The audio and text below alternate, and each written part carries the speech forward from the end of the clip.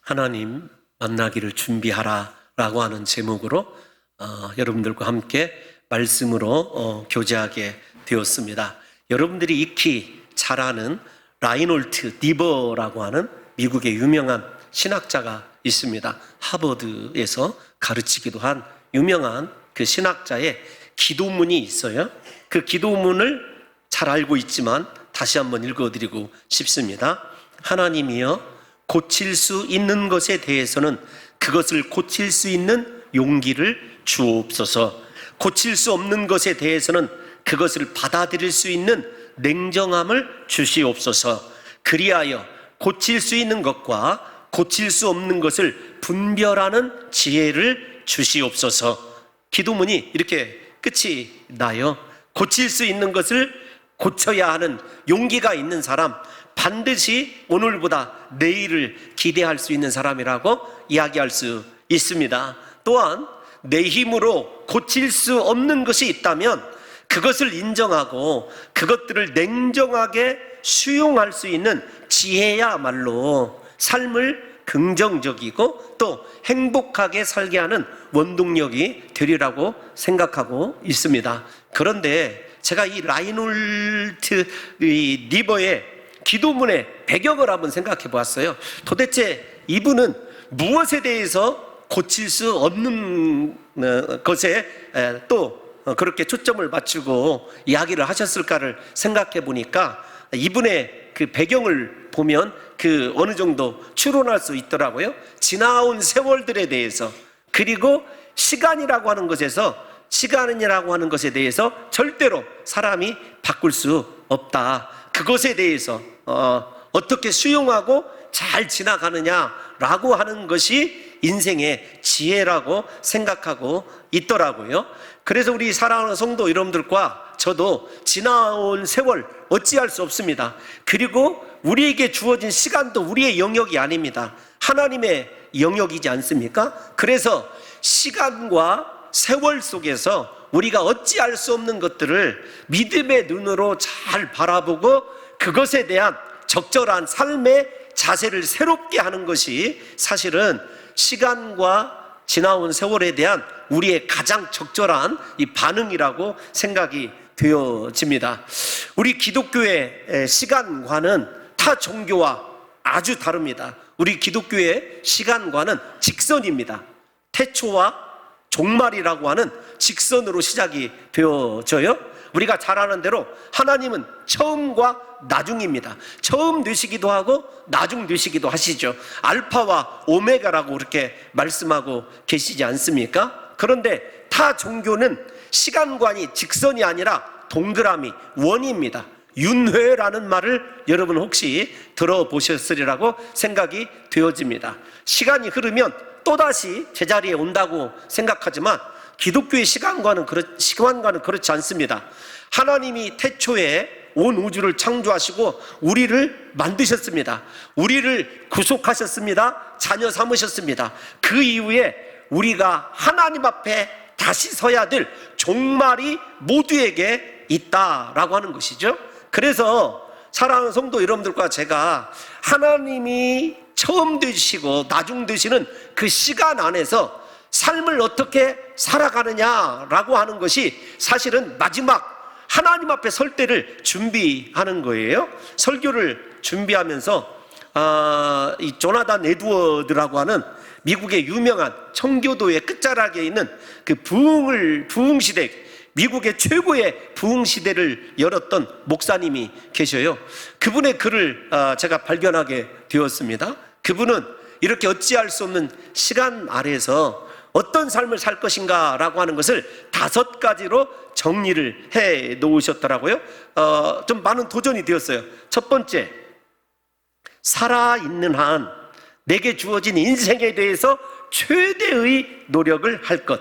두 번째, 한순간도 시간을 낭비하지 말 것. 세 번째, 타인을 멸시하거나 경멸하지 말 것. 네 번째, 결코 복수심이나 질투하는 마음에 사로잡히지 말 것. 다섯 번째, 지금 곧 죽는다 해도 마음에 거리끼는 일을 하지 말 것. 마음에 거리끼지 않는 삶을 살으라는 것입니다. 이것이 제가 생각할 때 이런 자세로 살아가면 우리가 어찌할 수 없는 시간, 이 세월에 대해서 그래도 가장 긍정적인 인생의 답을 보여줄 수 있는 삶의 자세겠다라고 생각을 한 거예요. 사랑하는 성도 여러분들과 저도 우리의 힘으로 고칠 수 없는, 어찌할 수 없는 시간 가운데서 우리에게 반드시 세월이 흘러서 하나님 앞에 서야 될, 하나님 만날 준비를 해야 된다라고 하는 것을 깊이 좀 생각해 보셨으면 좋겠습니다.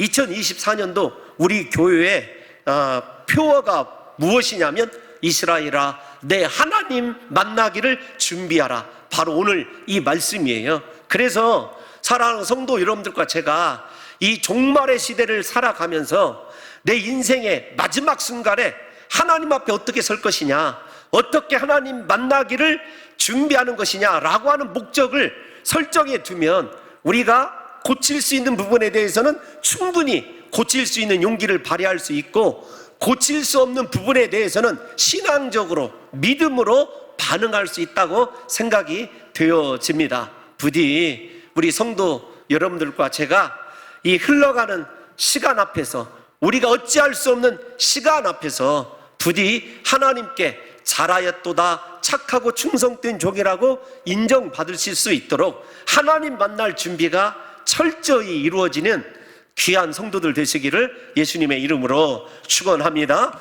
오늘 본문은 아모스 선지자의 핵심 메시지라고 이야기할 수 있습니다. 아모스 선지자를 설교를 준비하면서 이름 뜻을 찾아봤더니 무거운 짐을 진 자라고 하는 뜻을 가지고 있더라고요. 무거운 짐을 진 자, 어떻게 보면 인생을 대변하는 말 아니겠습니까? 그래서 예수님께서도 우리 인생을 이렇게 정의하셨어요. 수고하고 무거운 짐진 자들아 다 내게로 오라. 내가 너희를 쉬게 하리라. 마태복음 11장 28절 유명한 말씀 아니겠습니까? 그런데 그 수고하고 무거운 짐을 진 자라고 하는 이름 뜻을 가지고 있는 이가 아모스예요. 그러면 이 아모스가 자신의 인생을 어떻게, 그 무거운 짐을 진 자라고 하는 인생을 어떻게 이해하고 있었는가라고 하는 것을 생각해 보면 사실 그는 목자이자 뽕나무를 재배하는 이 농부예요. 양을 치는 목동이자 농사꾼이라 이 말입니다. 그런데 어느 날 하나님께서 그에게 말씀을 선포하라고 하는 무거운 짐을 져주게 되었어요. 그럴 때 이 아모스가 이렇게 반응을 합니다. 우리가 아모스 7장 14절만 한번 읽어볼게요. 7장 14절 시작. 아모스가 아마샤에게 대답하여 이르되 나는 선지자가 아니며 선지자의 아들도 아니라 나는 목자요 뽕나무를 재배하는 자로서. 아멘. 여기까지만 읽어보면 나머지 16절까지 읽지 않아도 그가 하나님의 말씀을 전해야 되는 굉장히 큰 부담감을 안고 있다는 것을 알게 됩니다. 왜냐하면 나는 선지자도 아니고 선지자의 아들도 아닌데 하나님이 하필 농사꾼이고 목동인 나를 부르셔서 말씀을 증거하라고 할까? 그에게 아마도 큰 돌덩이가 이 마음속에 자리하고 있는 듯한 그런 부담감을 갖고 있는 것 같아요. 그러면 왜 하나님께서 그 시대에 북이스라엘에 선지자가 없어서 농사꾼인 아모스를 불렀을까요? 그렇지 않습니다. 그 당시에 북이스라엘에 존재하고 있었던 선지자들이 다 가짜, 거짓 선지자들이었기 때문에 그래요. 왜 거짓 선지자였는가라고 하는 것을 지금 잠시 말씀을 드리면, 북이스라엘이 지금 이 아모스가 예언할 시대가 여로보암 2세 때입니다. 여로보암 2세 때는 남쪽 유다의 솔로몬 시대에 버금가는 최고의 번영기를 누리는 시대예요. 참 신기한 것이 어떤 것이냐면 하나님께서 북이스라엘에 대하여 미련을 버리시지 못해요. 호세아를 읽어봐도 그 북이스라엘을 하나님께서 자신의 신부라고 말씀하십니다. 가로 열고 닫고 음란하지만 내 아내다 이렇게 이야기하시고 북이스라엘을 한시도 잊지 않으셔요. 그래서 우리가 잘 아는 대로 북이스라엘을 하나님께서 강성하게도 하시고 그 다음에 가장 탁월한 선지자들도 주십니다. 엘리야와 엘리사가 북이스라엘을 대하여 예언한 선지자 아니겠습니까? 무엇이 신기하냐면 그럼에도 불구하고 북이스라엘은 여로보암 1세부터 시작해서 마지막 왕 때까지 하나님을 배반합니다. 중요한 것은 하나님을 배반했다라고 하는 말을 통해서 하나님에 대한 예배가 사라졌거나 하나님의 말씀이 사라진 것이 아니에요. 그들이 하나님도 섬기고 우상도 섬긴다는 데 문제가 있어요. 그런데 하나님께서 그 북이스라엘에 대하여 인생 같으면 당장 징계하고 진노할 것 같은데 그들이 살아가는 삶에 이 땅에서 필요한 물질적인 것, 군사적인 것, 경제적인 것 하나도 손을 대지 않으세요. 번성하게 합니다. 아니 선지자 얘기하다가 왜 그렇게 이야기를 하냐면 거짓 선지자가 어떻게 여로보암 2세와 북이스라엘 이 백성들을 미혹하냐면 봐라, 하나님이 지금 우리를 축복하시기 때문에 우리가 이렇게 형통하고 번성하고 국력이 신장되는 것이다, 이렇게 가르치는 거예요. 그런데 앞에서 여러분들에게 힌트를 드린 대로 북이스라엘은 여로보암 2세 때부터 우상 숭배가 훨씬 더 극심해집니다. 영적인 어두운 시대가 와요. 무엇보다도 그 영적인 어두운 시대에 종말이 임박한 시대의 가장 큰 특징이 어떤 것이냐면 백성들에게서 공의와 하나님의 공의와 정의가 사라집니다. 하나님의 말씀이 다스리는 것이 아니라 각자 사람의 소견에 오른 대로 하나님을 자기 뜻대로 섬긴다고 섬기는 그러한 하나님의 말씀에 의하여 하나님을 섬기는 것이 아니라 자신들의 사고와 생각에 의하여 자기 좋은 대로 하나님을 섬기는 시대가 되고 말았어요. 이 시대에 하나님께서 그들을 깨우치시고자 말씀의 선지자를 부르신 거예요. 그런데 그 선지자가 앞에서 말씀드린 하필 아모스예요. 근데 이 아모스 선지자가 하나님께 이 사명을 받았을 때 하나님께서 북이스라엘에 대한 징계를 내리시는데 그 징계가 다시 말씀을 드리지만 그들의 건강을 손댄다거나 그들의 지금 하고 있는 일들을 망하게 한다거나 그런 것이 아닙니다. 어떤 것이냐면 하나님이 하늘에서 들려주시는 말씀을 막아버려요. 우리 다 같이 아모스 8장 11절 한번 읽어보겠습니다. 시작. 주 여호와의 말씀이니라. 보라, 날이 이를지라. 내가 기근을 땅에 보내리니 양식이 없어 주림이 아니며 물이 없어 가람이 아니요 여호와의 말씀을 듣지 못한 기갈이라. 아멘. 중요합니다.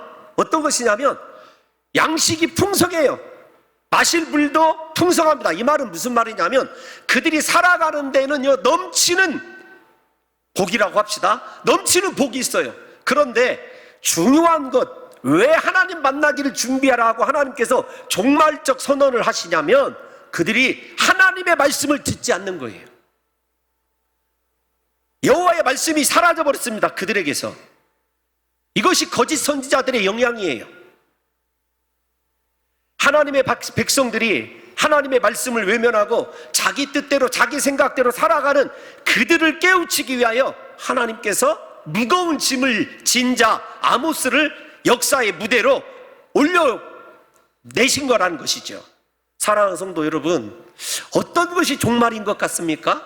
내 삶에 심각한 질병이 찾아오고 사업이 무너지고 우리 가정에 위기가 닥쳐오는 것, 그것이 종말이라고 생각하십니까? 아닙니다. 하나님이 말씀하시는 종말은요 첫 번째 징조가 다른 것이 아니에요. 성도들이, 하나님의 백성들이 여호와의 말씀을 듣지 못하는 것, 듣지 않는 것이 여호와의 종말의 시작이라는 것입니다. 사랑하는 성도 여러분, 이 시대를 생각해 보십시오. 혹시 우리가 어려운 성도님들도 많이 있습니다. 그런데 경제적으로 우리가 원하는 것들, 우리가 누리고 싶어하는 것들 나름대로 다 가지고 있어요. 그런데 가장 중요한 거, 내 속에 하나님의 말씀이 있느냐? 두 번째, 하나님의 말씀을 듣는 능력이 있느냐? 이것이 하나님 만날 준비를 하는 가장 중요한 초석이라는 거예요. 만약에 내 인생의 모든 일이 잘 되어도 예배 가운데서 하나님의 말씀이 들리지 않는다, 내 속에 하나님의 말씀이 충만하지 않다, 여러분 이거 심각한 하나님의 경고라고 하는 것을 우리가 아셔야 돼요. 그래서 말세의 현상은 다른 것이 아닙니다. 말씀이 들리지 아니하며, 중요한 것은 내가 말씀대로 신앙생활하는 것이 아니라 내가 생각하기에 소견에 오른 대로 신앙생활하는 것, 이것이 아모스에서 이야기하는 너 나 만날 준비해, 하나님의 경고의 메시지가 주어지는 시대적 배경이라고 하는 것을 우리 성도 여러분들과 제가 아셔야 돼요. 그래서 인생의 가장 큰 하나님 만날 준비는요, 말씀이 들리는 것이고 내 속에 하나님의 말씀이 풍성한 거예요. 여러분 속에 하나님의 말씀이 살아서 역사하시고 하나님의 말씀이 들리고 하나님의 말씀이 충만하다면 하나님 만날 준비가 되어 있는 복 있는 성도라는 것을 우리 성도 여러분들이 믿으시기를 예수님의 이름으로 축원합니다. 그런데 이 시대에 하나님의 진리의 말씀이 선포되고 있느냐, 저 자신에게도 굉장히 지금 중요한 저 자신을 위한 질문입니다. 아니면 우리의 감성을 평안하게 하고 영적인 깨어짐보다는 물질적 선포만 축복이라고 아모스 시대에 거짓 선지자들이 외치고 있는 그 말씀이 흉행하고 있느냐, 그 판단은 우리 사랑하는 성도 여러분들이 행하셔야 됩니다. 진리의 말씀에서 떠난 영적인 어두움에 사로잡혀 있고 공의도 행하지 아니하고 정의도 사라져버리며 하나님이 원하시는 말씀에 삶에 부응하지 못하는 이 이스라엘 백성들에게 하나님께서 애가를 지어 부르시죠. 우리가 5장 1절부터 좀 띄워놔 주시면 애가를 지어 부르실 때 어떻게 얘기냐면 2절을 보세요. 엎드려지고 절대로 일어나지 못할 것이다. 경고의 메시지. 하나님의 만날 준비를 하게 되기 전에 이미 그들에게 하나님이 어떤 경고를 하시냐면 너희 다시 일어나지 못한다, 일어나지 못하게 하겠다는 거예요. 하나님의 시간이 오면 세 번째 어떤 것인 줄 아십니까? 3절을 한번 띄워놔 주시기 바랍니다. 어떤 거냐면 인생의 모든 것들이 10분의 1로 축소가 되어집니다. 싸울 수 있는 군사가 1000명에서 100명으로, 100명이면 10명으로 그렇게 줄어들게 하신다는 거예요. 이것이 하나님이 가지고 있는 이스라엘에 대한 심판의 메시지의 핵심입니다. 지금 것에 안심하고 지금 것이 축복이라고 생각하지 말으라는 거예요. 그러면서 하나님께서 뭐라고 말씀하시냐면 너희가 살려면 여호와를 찾으라, 하나님을 찾으라는 것이에요. 그것이 4절에 나와 있고 6절에 나와 있고 8절에 나와 있습니다. 아모스 5장 4절, 6절, 8절에 일관되게 3번씩이나 너희가 살려면 여호와를 찾으라, 하나님을 찾으라는 거예요. 사랑하는 성도 여러분, 아니 북이스라엘에 하나님을 찾으라고 하는 메시지가 왜 주어져 있는지를 우리가 한번 생각해 봐야 돼요. 우리 5절 말씀 한번 다 같이 읽어보겠습니다. 시작. 베델을 찾지 말며 길갈로 들어가지 말며 브에세바로도 나아가지 말라. 아멘. 하나님께서 말라라고 말씀하셔요. 베델을 찾지 말며 길갈로 들어가지 말며 브엘세바로도 나가지 말라. 왜 그러냐면 우리가 잘 아는 대로 북이스라엘의 여로보암 때부터 남유다의 예루살렘 성전에 예배하는 것을 막기 위하여 그들이 베델과 단에 금송아지 우상을 세웠습니다. 그런데 저기에서 단은 빠져 있고 베델은 존재합니다. 새로 길갈이 등장을 하고 있고 브엘세바가 등장을 하고 있어요. 무엇이 있었냐면 그들이 하나님이 원하지 않는 곳에서 예루살렘이 아닌 자기가 정해놓은 신앙의 일종의 명승지예요. 명승지에서 예배하고 있었어요. 그들이 자기식의 예배를 드린 겁니다. 하나님의 뜻과 상관이 없는 예배가 존재하고 있었어요. 우리가 잘 아는 대로 베델은 어떤 곳이죠? 우리가 잘 아는 대로 베델은 하나님의 집이란 뜻이에요. 말 그대로 베스라고 하는 말이 이 집이란 뜻이거든요.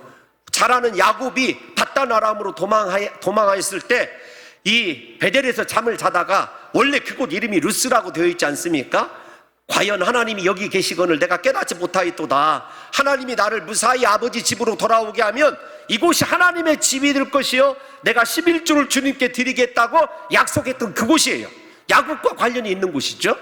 여러분 길갈은 어떤 곳입니까? 우리가 잘 아는 대로 여호수아와 이스라엘 백성들이 요단강을 건너자마자 그곳에다가 요단강 안에 있는 12돌을 취하여 제단을 쌓았고, 하나님 앞에 처음 가나안 땅에서 제단을 쌓은 곳입니다. 뿐만 아니라 그곳에서 할례를 행한 곳이에요. 다시 그러니까 그들에게 신앙적으로 의미가 있는 곳이죠. 그런데 이 두 곳은 나름대로 이해가 가요. 북이스라엘에 있는 곳이니까. 그런데 생각지 않은, 뜻하지 않은 지명이 하나 나옵니다. 그곳이 브엘세바예요. 브엘세바는 남쪽 유다 끝에 있어요. 끝에. 그러니까 예루살렘을 지나가야 브엘세바로 내려갈 수가 있습니다. 북이스라엘과는요, 끝과 끝이라고 얘기할 수 있어요. 제가 잘은 모르지만 우리나라 지명으로 설명을 하자면 북한에 있는 함흥과 남쪽에 있는 부산, 그 정도 차이입니다. 그런데 브엘세바까지 내려가서 예배를 한다. 이렇게 하면 이스라엘 백성들 입장에서 한번 생각을 해보겠습니다. 이스라엘 백성들이 서로 이야기합니다. 나 오늘 하나님께 예배했다. 베델로 갔다. 길갈로 갔다. 웃기는 소리 하지 마라. 나는 브엘세바까지 갔다. 여러분, 중요한 건 인간이 어떤 노력을 했느냐라고 하는 것이 중요한 것이 아닙니다. 어떻게 예배했느냐라고 하는 것이 중요한 것이 아니라 하나님이 원하시는 예배를 드렸느냐라고 하는 것이 중요해요.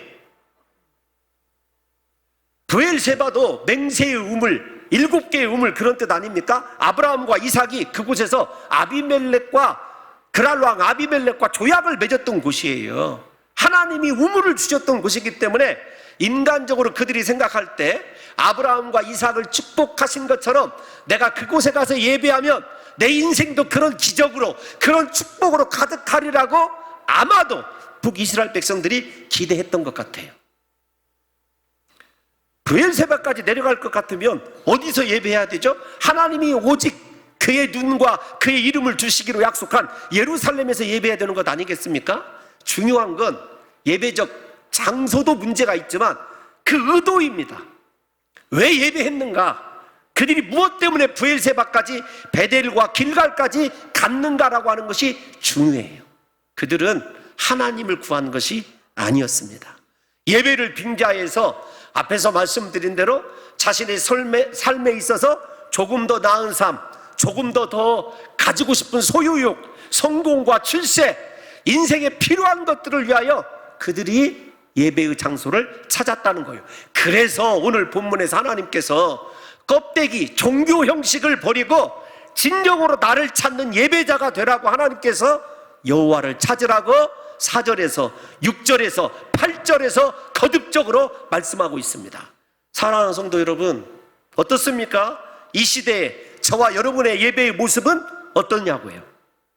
예배에 하나님이 말씀하신 대로 하나님이 원하시는 예배자가 되어서 하나님이 우리에게 말씀하신 그 말씀을 행하는 진정한 예배자로 우리가 살아가느냐, 아니면 내 방식과 내 뜻과 내가 원하는 대로 하나님을 예배하고 섬기고 있느냐, 이거 중요한 차이예요. 그것에 대한 차이를 여러분들이 이미 극복하셨다고 한다면 내가 오늘 이 예배를 드릴 때 내 예배의 목적이 무엇이냐는 것입니다. 하나님을 찾고 하나님을 사모하기 위한, 그리고 하나님을 만나기 위한 예배의 목적입니까? 아니면 오늘 주일 예배를 드리지 아니하면 아마도 내 삶에 무엇인가 하나님의 불미스러운 일이 생길 것 같아서 예배자로 앉아 있는 것입니까? 우리가 여기 하나님을 우리가 만나기를 예비해야 되는데 가장 중요한 건 다시 말씀을 드리지만 예배예요. 이스라엘의 실패는 예배의 실패입니다. 그래서 하나님께서 우리에게 이 종말의 시대를 살아가면서 가장 준 힌트가 네 속에 말씀이 있느냐, 두 번째 너 예배를 어떻느냐를 우리에게 물어보고 있는 거예요. 예배의 실패가 하나님의 심판의 근거가 된다는 것을 주님이 말씀하시기 때문에 우리에게 무엇을 말씀하시냐면 너 하나님을 찾으라는 것입니다. 그런데 여기 하나님을 찾으라라고 하는 이 단어가 참 신기한 단어예요. 두 가지로 쓰입니다. 다라쉬라고 하는 단어예요. 근데 이 다라쉬라고 하는 단어가 어떤 뜻이냐면, 여러분, 밟다, 그 뒤를 밟다, 그 다음에 자주 찾는다, 그 다음에 따른다, 이런 뜻을 가지고 있어요. 앞에서 5절에 나와 있는 너 베델로 찾지 말며 그 다음에 길갈로 들어가지 말며 브엘세바로 나가지 말라. 이것이 다 하나님을 찾으라. 다라쉬라고 하는 동사의 부정형입니다. 그러면 다라쉬라고 하는 하나님을 찾으라, 우리가 예배의 핵심이 하나님을 찾는 것인데, 하나님을 찾으라고 하는 단어 뜻이 어떤 것이냐면 첫 번째 이런 것입니다. 우리가 잘 아는 누가복음 18장에 보게 되면은 이 10개의 드라크마를 가지고 신부가 목에 걸고 있어야 혼례 장소에 나갈 수 있거든요. 그것이 규례예요. 그런데 그 드라크마 하나를 잃어버린 신부가 결혼식장에 나가야 되는데 그 드라크마를 잃어버렸으니까 얼마나 간절히 찾겠습니까? 그 모습이에요. 무엇인가를 찾기 위해서 그곳을 떠나지 않고 찾도록 찾는 것, 이것이 하나님을 찾는 의미입니다. 사랑하는 성도 여러분, 오늘 예배에 오실 때 이렇게 하나님을 찾아 간절히 찾는 모습으로 정말로 내 중요한 무엇인가를 잃어버린 그것을 찾기 위하여 열심히 찾는 그 모습으로 여러분들이 지금 예배하고 있느냐는 거죠. 두 번째, 이 단어가 좀 특이한 단어예요. 다라쉬라고 하는 단어가 하나님과의 관계에서 사용이 되어지면 이런 뜻입니다. 어떤 것이냐면 하나님을 찾기 위하여 내가 누구인지조차도 잊어버리는 거예요. 조금 더 설명을 드리면, 하나님을 예배할 때 하나님을 찾는다 이렇게 말씀을 드리면 어떤 의미를 갖고 있냐면, 하나님을 사모하고 하나님을 만나기 위하여 내 자신이 누구인지조차를 잃어버리는 겁니다. 여러분, 그 정도로 하나님을 찾는 예배가 살아있는 예배이고 하나님이 원하시는 예배라고요. 그 예배의 실패가 이스라엘의 실패라니까요. 다시 말씀을 드리면, 사랑하는 성도 여러분, 사업의 실패나 인생의 건강의 실패, 이런 것은요 실패가 아닙니다. 그건 얼마든지 우리가 고칠 수 있는 부분이에요. 그러나 하나님 앞에서 말씀이 들리지 아니하고 하나님 앞에서 예배의 실패는 우리에게 돌이킬 수 없는 하나님의 종말의 선언이라고 하는 것을 사랑하는 성도 여러분들과 제가 아셔야 됩니다. 그래서 우리 성도 여러분들이 예배를 드리시면서 나는 정말로 하나님을 이렇게 간절하게 내가 누구인지조차 잃어버릴 정도로 하나님만 거하시기 위하여 하나님을 사모하는 예배를 드리셨는가라고 하는 것을 우리가 생각해 봐야 한다는 것입니다. 형식적인 예배자가 되어서 입술로 하나님을 찾으라는 것이 아닙니다. 우리 자아 안에 하나님이 주인이 될 때까지 하나님을 찾으라는 것이에요. 진정으로 우리 마음에 하나님으로 채워진, 하나님이 가득한 신앙의 회복, 예배의 회복을 하나님이 아모스를 통해서 우리에게 거듭 들려주시는 것입니다. 사랑하는 성도 여러분, 우리가 왜 이렇게 하나님을 찾아야 되냐면요, 우리도 예배를 빙자해서 하나님 아닌 것들을 간구하고 찾고 두드리고 있기 때문에 그런 거예요. 북이스라엘의 예배의 목적이 앞에서 하나님을 찾는 것이 아니라고 말씀드렸습니다. 예배를 빙자하여 물질의 풍성을 구하고 권력을 구하고 세상에서 어떻게 하면 떵떵거리고 잘 살아볼까를 구하는 그들이 바로 예배의 실패자였고, 그 예배의 실패가 하나님의 종말의 때를, 그래서 아수르로 하여금 북이스라엘을 멸망하게 한 결정적 원인이었어요. 다시 말씀을 드리지만, 하나님 앞에서 우리가 예배에 실패하면 전부를 실패하는 것이에요. 요한복음 4장 유명한 말씀이 있지 않습니까? 하나님은 신령과 진리로 예배하는 그 예배자들을 찾으십니다. 사랑하는 성도 여러분, 우리가 이 이스라엘 백성들이 범한 후 신앙적 명승지를 찾아서 내 나름대로 최고의 예물을 드리고 최고의 헌신을 하는 것 같은데, 하나님의 뜻과는 전혀 상관이 없는, 말씀과는 맞지 않는 신앙의 삶을 살아가고 있다면, 예배자라고 한다면, 우리가 2024년부터는 하나님, 예배가 회복되게 도와 주옵소서. 하나님이 원하시는 예배자로 살기를 원합니다. 하나님의 말씀이 내 속에 충만한, 하나님을 찾기 위해서라면 내가 누구인지조차도 잃어버리게 되는 진정으로 하나님이 원하시는 예배자의 반열에 사랑하는 성도 여러분들과 제가 서게 되는 놀라운 역사가 일어나시기를 예수님의 이름으로 축원합니다. 그런데 여러분, 이 예배를 북이스라엘이 드렸던 그 예배의 처소가 어떻게 될지를 우리가 다시 한번 읽어볼게요. 우리가 5장 5절과 6절을 연이어서 한번 읽어보겠습니다. 시작. 베델을 찾지 말며 길갈로 들어가지 말며 브에세바로도 나아가지 말라. 길갈은 반드시 사로잡히겠고 베델은 비참하게 될 것임이라 하셨나니 너희는 여호와를 찾으라. 그리하면 살리라. 그렇지 않으면 그가 불같이 요셉의 집에 임하여 멸하시리니 베델에서 그 불들을 끌 자가 없으리라. 아멘. 내 신앙이 최고라고 생각했던 베델이 멸망합니다. 비참하게 됩니다. 부끄러움과 수치를 당하게 되는 것이에요.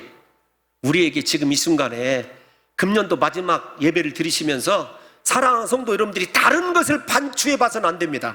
내가 진정한 예배자였던가? 하나님의 말씀에 의하여 하나님이 원하시는 예배자였던가? 나는 하나님을 찾기 위하여, 하나님을 따르기 위하여, 하나님을 만나기 위하여 이곳에 있었던가? 아니면 북이스라엘 백성들처럼 예배를 빙자하여서 하나님을 이용하여 내가 조금 더 내 욕심과 야욕을 채우는데, 세상적으로 성공하기 위하여, 세상적으로 더 많은 것을 소유하기 위하여, 아니면 내 삶의 안전을 위하여 그것이 목적이 되어서 예배자로 서 있는지를 우리 성도 여러분들과 제가 깊이 생각해 봐야 한다는 것입니다.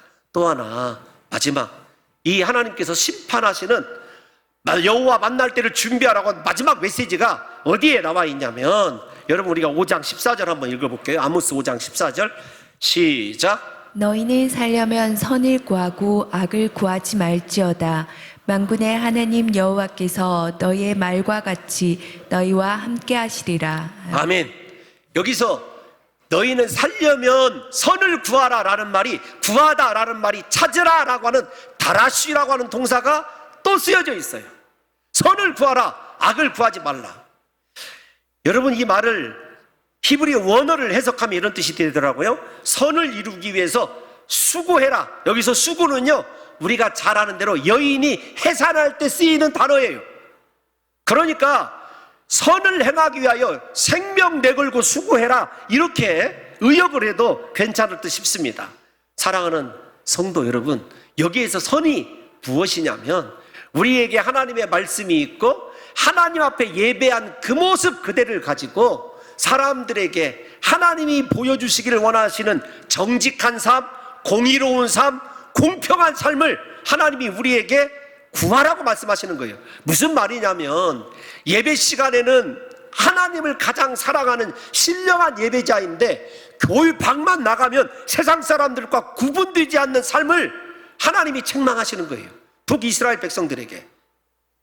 우리에게도 마찬가지 아닙니까? 사랑하는 성도 여러분, 우리가 읽었던 본문과 이어서 한번 좀 말씀으로 체크를 해볼게요. 5장 6절까지 우리가 읽었지 않습니까? 5장 7절에 뭐라고 쓰여있는지 한번 보겠습니다. 시작. 정의를 쓴 쑥으로 바꾸며 공의를 땅에 던지는 자들아. 왜 저렇게 되었을까요? 하나님의 말씀의 핵심인 공의와 정의를 왜 땅에 던져버리게 되었을까요? 이것 없이도 내 일이 잘 되잖아. 말씀 없이도 내가 뜻한 대로 잘 가잖아. 하나님께서 원하시는 주일성소, 11조, 우리가 말하는 신앙의 여러 덕목들, 그것 다 지키지 않아도 별일 없이 넘어가는 것 같거든요. 사랑하는 성도 여러분, 우리가 먼저 점검해야 될 것이 있어요. 하나님이 원하시는 삶을 통해 이루어야 되는데, 하나님과의 관계에서 말씀을 땅에 버려버린 신앙인이 있다고 한다면, 성도 여러분들이 있다고 한다면, 이 시간에 그것을 정확하게 하나님께서 계산하고 보고 계시는 거예요. 참고 계시는 것입니다. 뿐만 아닙니다. 하나님과의 관계에서도 이렇게 하나님의 말씀을 땅에 던져버리는 이들이 다른 사람에 대해서는 어떨까요? 다른 사람을 사랑하기나 할까요?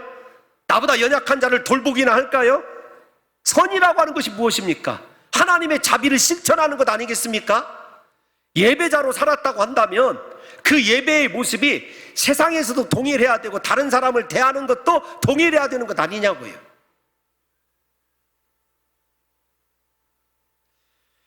여러분, 물질과 세상의 권세 때문에 하나님에 대한 정의를 버렸어요.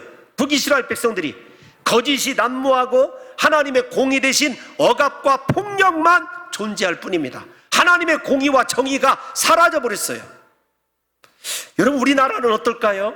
기독교인들이 그렇게 많다고 하는데 정부 속에 기독교인들이 그렇게 받고, 여러분 국무총리부터 시작해서 적어도 국회의원들 가운데서도 하나님을 섬기는 자들이 많이 있지 않습니까? 그래서 아모스 선지자가 이어지는 5장 15절 마지막 말씀에 이렇게 얘기합니다. 아니, 마지막 부분에서 시작. 너희는 악을 미워하고 선을 사랑하며 성문에서 정의를 세울지어다. 만군의 하나님 여호와께서 혹시 요셉의 남은 자를 불쌍히 여기시리라. 아멘. 사랑하는 성도 여러분들과 제가 하나님의 거룩하신 선을 사랑하고 미워하는, 악을 미워하는 마음이 우리에게 있어야 되는데, 어느 순간에 이득만 된다고 한다면 악도 용납하는 크리스찬들이 우리 속에 존재하고 있기 때문이라는 것을 아셔야 됩니다. 그래서 사랑하는 성도 여러분, 하나님이 북이스라엘에게 선을 행하는 그 모습이 회복이 되어지면, 예배 때 그 모습이 삶에서 실천되어지면 내가 너희를 살려주리라, 살게 하리라, 나를 찾으라, 그렇게 하나님이 말씀하시는 것입니다. 사랑하는 성도 여러분, 북이스라엘은 정의와 공의를 행함으로 연약하고 힘이 없는 자들, 과부와 고아와 객과 나그네들에게 하나님의 사랑을 알 수 있도록 실천적인 믿음이 회복되어야 했던 거예요. 우리가 이 시대에 다른 사람들이 희생하고 헌신하는 것은요, 여러분 크게 열광합니다. 갈채를 보냅니다. 그런데 다른 사람의 희생에 대해서는 그렇게 감동을 받는 우리가, 우리 삶에서 희생은 어느 정도냐고요. 그래서 유명한 미국의 대법원에 새겨져 있다고 하는 아모스 5장 24절의 말씀이 거듭 선포되어지는 것입니다. 시작. 오직 정의를 물같이 공의를 마르지 않는 강같이 흐르게 할지어다. 아멘. 우리에게서 이 시대에 회복되어야 될 것, 그리스도인으로서 정직함입니다. 하나님의 선을 행하는 거예요. 사랑을 실천하고 연약한 자들을 돌보는 삶이 예배자의 모습이 되는 것, 이것이 하나님 만날 준비를 하는 것이라고 하는 것을 잊지 마시고, 사랑하는 성도 여러분들이요, 금년도 여러분들의 예배는 성공적이었습니까? 하나님만을 찾는 예배 가운데 하나님만 존재하는 예배였습니까? 세상에서 삶은 하나님의 선을 실천하고 악을 미워하며 하나님이 원하시는 정직과 공의를, 정의를 실천하는 진정한 예배자가 된 삶이었습니까? 부디 사랑하는 성도 여러분들이나 저나 하나님 만날 준비를 해야 될 말세를 살아가고 있습니다. 부디 하나님 만날 수 있도록 우리 사랑하는 성도 여러분들과 저에게 오늘부터 예배가 살아있는 예배, 내 방식과 내 뜻이 아니라 하나님이 원하시는 예배, 내 속에 말씀이 거함으로 그 말씀대로 하나님을 섬기고 살아갈 수 있는 신앙적 절개와 삶에 있어서도 선을 행하고 다른 이들에게 그리스도 예수의 십자가 사랑을 전파할 수 있는 진정한 믿음의 사람들이 되셔서 우리 하나님의 심판대에 섰을 때 잘하였도다, 착하고 충성된 종이라고 인정받을 수 있는 귀한 역사만 일어나시기를 예수님의 이름으로 축원합니다.